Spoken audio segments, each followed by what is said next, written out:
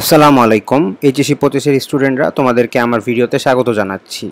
আমার নাম খন্দকার আবু মাহিয়ান। তোমরা হয়তোবা অনেক ওয়ান শট তারপরে বিভিন্ন সাজেশনের বিভিন্ন ভিডিওর মাঝে আমার ভিডিওটা ক্লিক করেছো। ভিডিওর থাম্বনেল টাইটেল থেকে বুঝতে পারতেছো এইচএসসি 25 এর জন্য লাস্ট মোমেন্টে আমি কিছু কথাবার্তা বলবো, ঠিক আছে?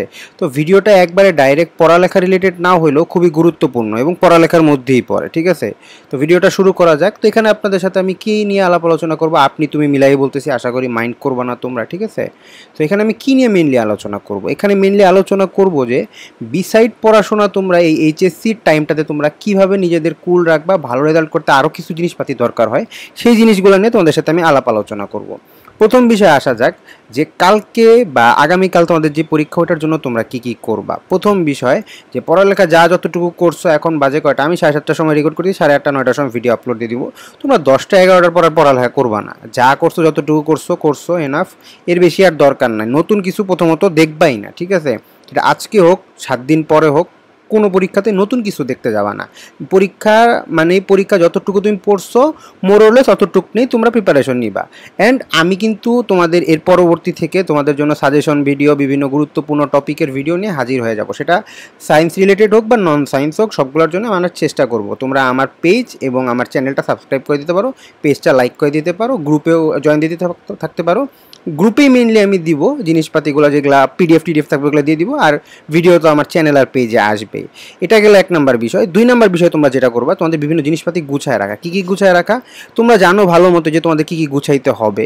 সেটা হচ্ছে যে প্রথমত তোমাদের গুছাইতে হবে হলো তোমাদের অ্যাডমিট কার্ড, তোমাদের রেজিস্ট্রেশন কার্ড। এটা সুন্দর করে একটা ছোট ফাইলের মধ্যে এমনভাবে ঢুকাবা যাতে বারবার ফাইল থেকে সেটা বের করা না লাগে, ট্রান্সপারেন্ট একটা ফাইলের মধ্যে। 1 নম্বর বিষয়।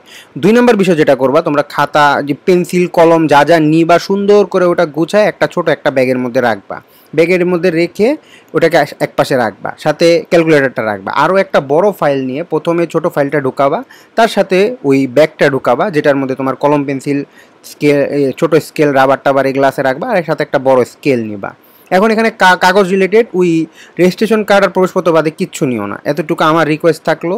নকল টকল যদি কেউ প্ল্যানিংয়ে থাকো, নকল করতে আজকে নড়তেছে আমার ক্যামেরাটা, নকল টকলের প্ল্যানিংয়ে থেকে থাকলে বাদ দিয়ে দাও, সমস্যা নাই। রেজাল্ট খারাপ হলে অত বড় কোনো ইস্যু নেই, ওগুলো নিয়ে কোনো প্যারা নাই।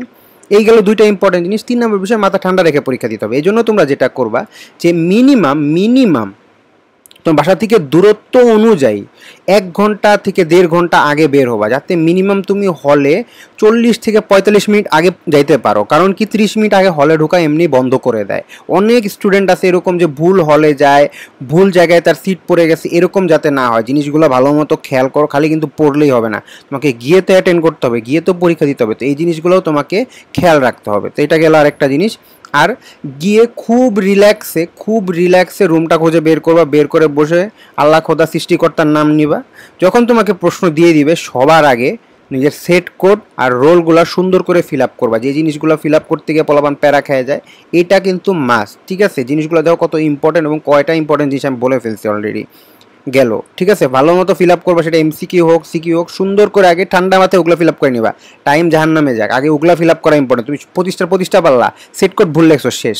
25টা পারলা, রোল ভুল লেখছো শেষ, বোর্ড ভুল লেখছো শেষ। এটা করা যাবে না, অনেক বড় একটা হ্যাসেলে পড়ে যাবা, ঠিক আছে? তখন দেখা যাবে কি টেনশনে তুমি বাকি জিনিসপাতিও ভুলে গেছো। সো এই কাজটা করা যাবে না। সো এই বেসিক জিনিসগুলো একটু মাথায় রাখবা। আমার মনে হয় না এতটুকুর ব্যতীত আর কিছু তোমাদের প্রয়োজন আছে। অ্যান্ড আরেকটা লাস্ট জিনিস, পরীক্ষা যেরকমই হোক কোনো প্যারা নাই, আমি ফার্স্ট টু লাস্ট এইচএসসির সময় তোমাদের সাথে থাকবো, অ্যাডমিশনের সময় তোমাদের থাকবো। পরীক্ষা ভালো দেওয়ার সর্বোচ্চ চেষ্টা করবা, যদি ভালো না হয় কোনো সমস্যা নাই, আমি তো আসি সাথে, তাই না? সো তোমাদেরকে আমি সব ধরনের ব্যাকআপ দেওয়ার চেষ্টা করবো, সেটা এখন হোক, ভালো হোক, খারাপ হোক, আল্লাহ মাফ করুক যদি খারাপ হয়ে যায়, সেটা পরে দেখা যাবে।